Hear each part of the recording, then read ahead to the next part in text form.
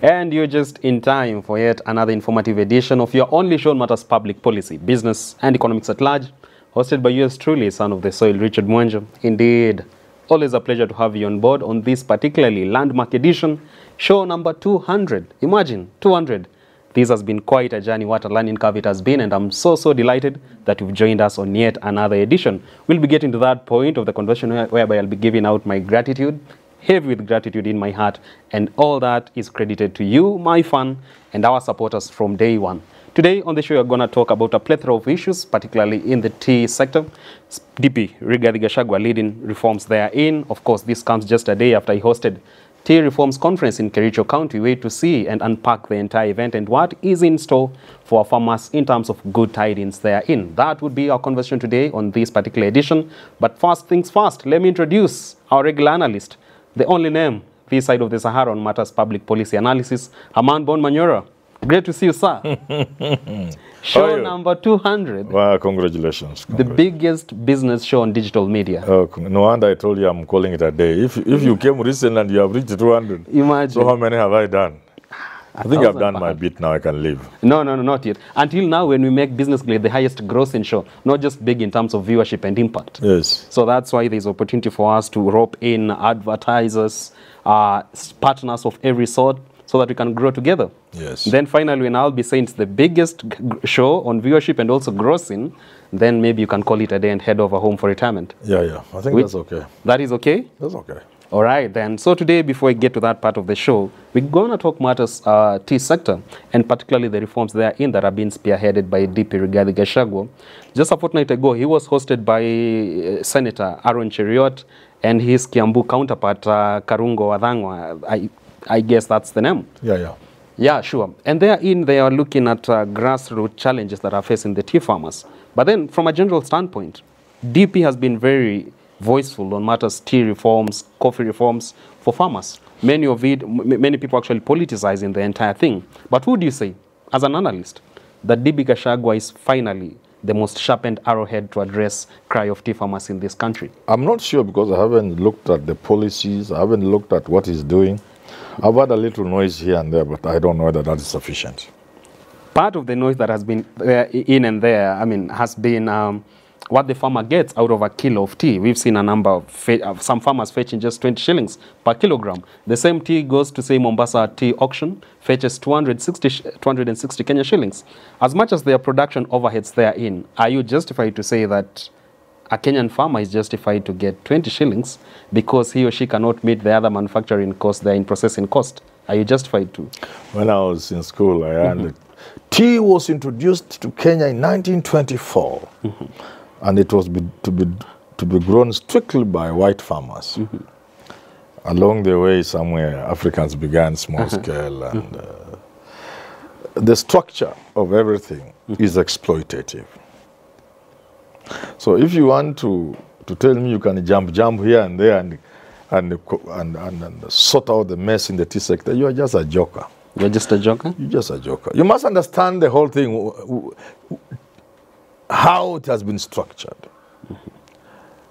how it is set up for exploitation to the small farmer, the role of the big farmer. You know, you cannot just jump on some stupid meeting and say I'm sorting out issues of tea. You bring in the machinery reforms. You have to understand. First of all, why must we do the primary commodity? Value addition. Why should we be exporting raw tea in the 21st century? We can strengthen our value chain. So he must start there. Then ask yourself, you are plucking your tea most likely even in rain because the lorry passes your area at a certain time. If you pluck tea in the morning and the lorry is passing in the evening, the tea will shrink and the weight will go down. So you have to keep timing. So maybe the time you must pluck your tea as a small farmer, it's already raining and you are there. Guess what? While that is happening, somebody sitting in London in his office, air conditioned, is fixing the price of that tea you are picking in Vihiga, Mudete Tea Factory. Somebody is fixing the price. London. A Kenyan farmer is being rained on Yes. and given 20 shillings And the buccaneers, at the tea auction. who are the agents of those people in London, are in Mombasa fixing the price for it's not something you can go on some meeting and say, I'm fixing tea. You don't understand the problem. There's nothing. No wonder I used to laugh when people say, Moi spoiled coffee for Kikuyus. He wanted to destroy the Kikuyu economy. He destroyed coffee, destroyed milk. Then Kibaki was there at Kikuyu 10 years. I asked them, if Moi destroyed the Kikuyu economy, why didn't Kibaki fix it in 10 years?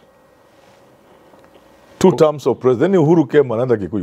Why hasn't he fixed it? Coffee farmers are now planting. Why hasn't he fixed it? Why? 20 years? Now You can't fix what some Kalenjin destroyed to finish the Kikuyus. That was not the reason. It is the whole structure. It's the way the business is structured. It's the whole colonial thing. It's all international capitalism.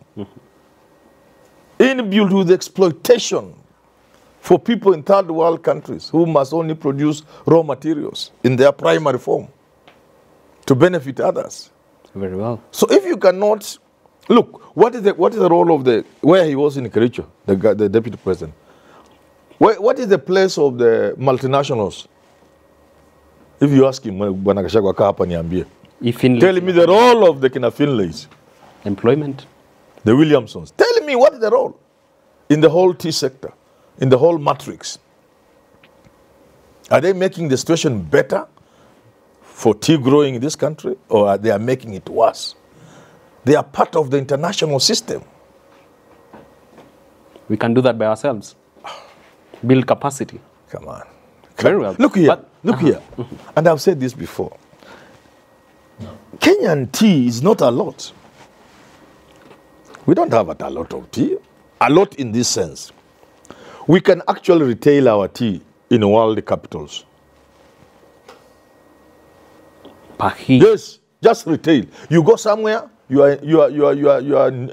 are in, say, Budapest, Moscow, and you find shops selling Kenyan coffee, Kenyan tea, and you go and drink in a coffee house somewhere. Take Kenyan tea, sold by Kenyans. We can release all our tea.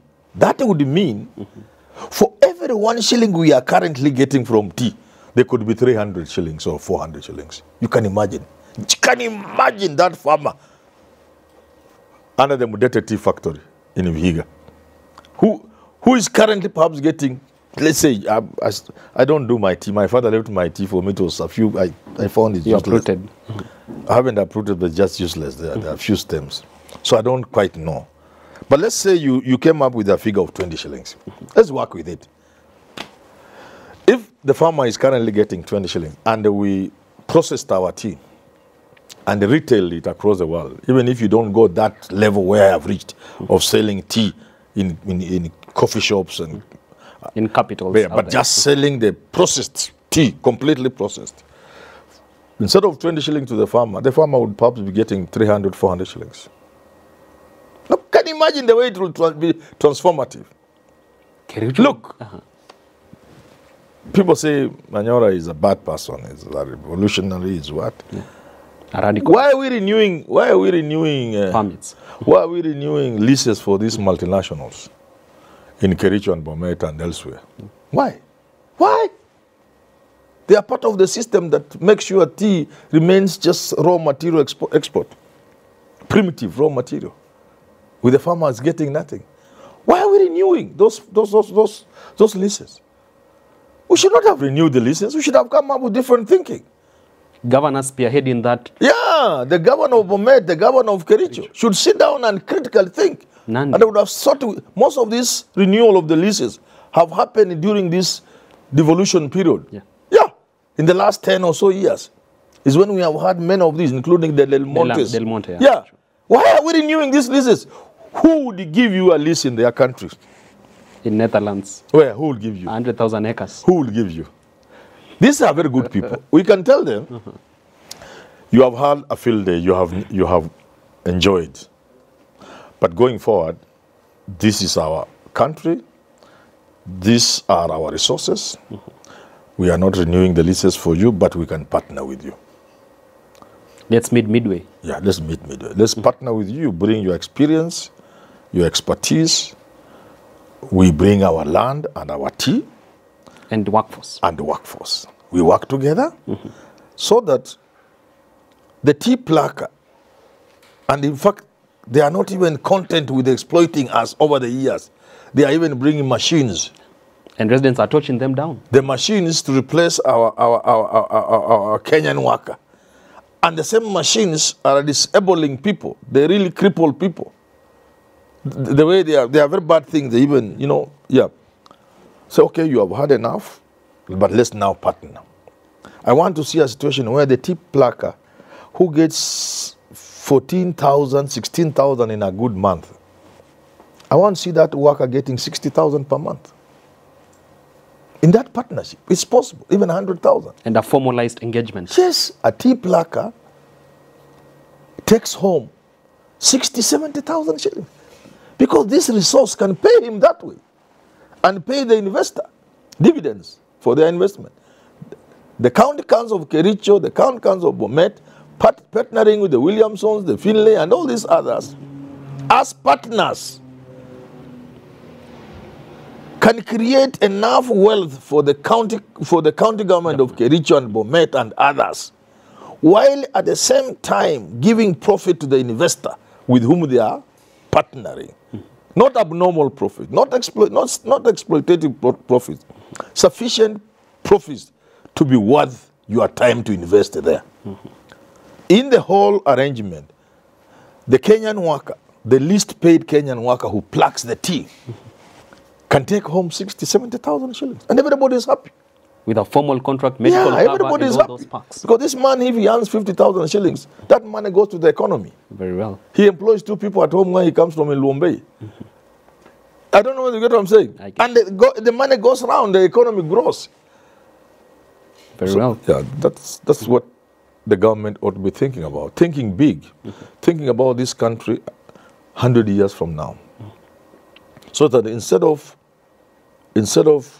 the tea industry becoming a source of economic empowerment for our people, it is simply an exploitative arrangement where people pluck tea, are paid so badly, then they just go home to die. Because there's a lot of cold in the tea. True. Even the protective gear they need when they are plucking, they don't have it sometimes.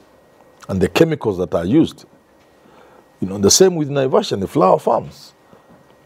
People who work in those places, they work under great risk to their health. Recently, you've seen the Sex for Trade expose by BBC on Finlay's company. Yeah, we need to think about our country. We need to think big. We need to think about how every resource we have can benefit the people of this country, while at the same time being a return on an investment for foreigners who come to invest. That's how it should work in the 21st century. You cannot work in the 21st century. You get hundreds of thousands of acres of land and give it to people. And give them a list. It used to be 99, whatever, 900, now it's 99. You just give them what they are making, how they are. It's nothing to you. You just pass and see green tea. The owners are in the UK and elsewhere in the world, sitting pretty and smoking their pipe and cigar. Living big, opulence. In the 21st century, that can be allowed to happen. That can be allowed. So I appreciate what the Deputy President is doing. But I think it will not take this country anywhere. Part of that revolution and revitalizing the sector is him saying he's not afraid of flashing out all those tea cartels, whether local ones or foreign ones.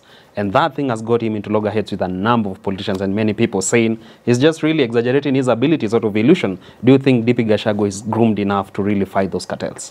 But you don't fight things you don't understand.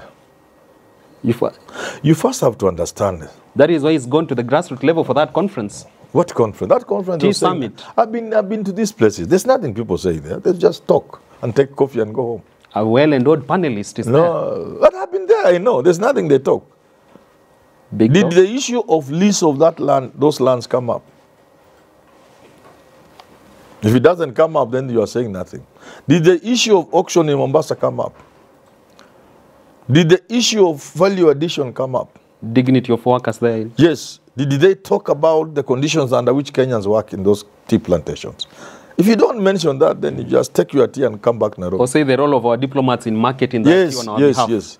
Can somebody tell me how much tea we can our ambassadors be given 30 days, 60 days to tell us, in the country in which I'm a diplomat, processed final tea, we can sell 50,000 tons per month. Processed tea. Inaenda kwa duka kwa supermarket. Let a report come, ambassador. Yes. Yeah, you know, that is the language I can understand. But these other things, just talk. And people are allowed to talk because it's your time to talk, you talk.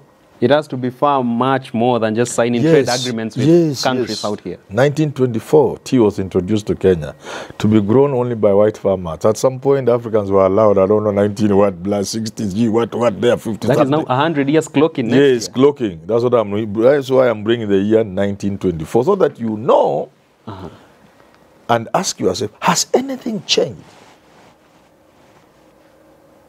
Has anything changed? And the exploitation of raw materials across the world, different types of raw materials, both plants, minerals, oil, across the world, are they using the same formula, the same module that they used 100 years ago, 50 years ago? People have had to change their approaches. People have had paradigm shifts. To move, paradigm shifts. To say, well, this served us at a time. But today, it's no longer viable. Now we have young men and women who are intelligent enough, who have read enough, who can run these enterprises. So now we are going to partner with you for the next 20, 30 years, after which you will have to leave. We will do it ourselves. That's the model that's being used across the world. So if you want to use the model of 1924 and you tell me you can correct it, you cannot correct it. Very well, there you have it from Herman Bon Manyora. We've been talking matters, challenges, therein embedded in our Kenyan tea sector, and some of the reforms being spearheaded by none other than the second in command, DP Rigathi Gachagua, and also looking if those reforms are making sense and whether they are really viable enough. That has been our conversation. Thank you so much for listening and actually being able enough to be with us for all those 200 editions that we've just clocked today on this edition of Business Glide. As I said when I was starting the show, this has grown to be the biggest business show on digital media in terms of viewership, and this is an opportunity for you to also be the biggest, highest grossing show. We invite you over to partner with us in a number of fronts: moderating, advertising, media consultancy, and all that. You mention it. Reach out to us. Our numbers are there at the bottom part of your screen. You can reach out there. You'll find Herman Manyora, Jadiel Kabiro, and all those involved in that entire matrix. Come on board. Meet us midway. We definitely give you value for our money. And on my side, I'm very, very much grateful that you've always kept me company. And for all those who've been here from the inception of it, we started this thing about a year and actually 2 years ago.